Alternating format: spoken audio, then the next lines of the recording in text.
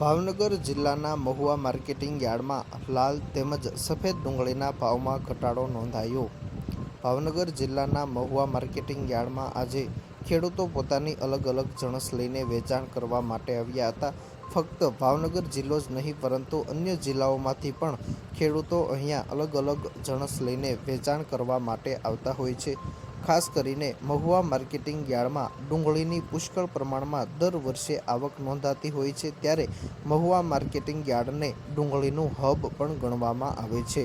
Mahuva marketing યાર્ડમાં આજે થયેલ હરાજીમાં ગઈકાલની સરખામણીએ લાલ તેમજ સફેદ ડુંગળીના ભાવમાં ઘટાડો નોંધાયો છે।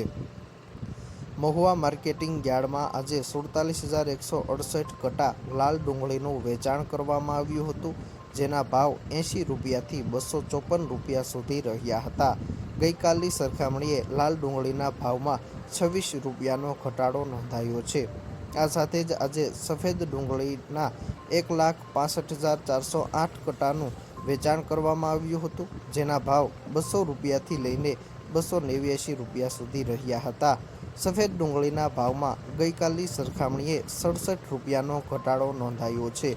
આ સાથે જ આજે મહુવા માર્કેટિંગ યાર્ડમાં 69,455 નંગ નારિયેળનું વેચાણ કરવામાં આવ્યું હતું, જેના ભાવ 486 રૂપિયાથી લઈને 2,755 રૂપિયા સુધી પ્રતિ મણે રહ્યા હતા।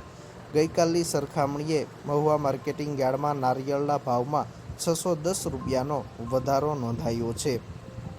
આ સાથે જ આજે મહુવા માર્કેટિંગ યાર્ડમાં ઘઉં ટુકડાના 2,636 કટાની આવક નોંધાઈ હતી, તેના ભાવ 351 રૂપિયાથી લઈને 700 રૂપિયા સુધી રહ્યા હતા। ગઈકાલની સરખામણીએ તેના ભાવમાં 48 રૂપિયાનો વધારો નોંધાયો છે।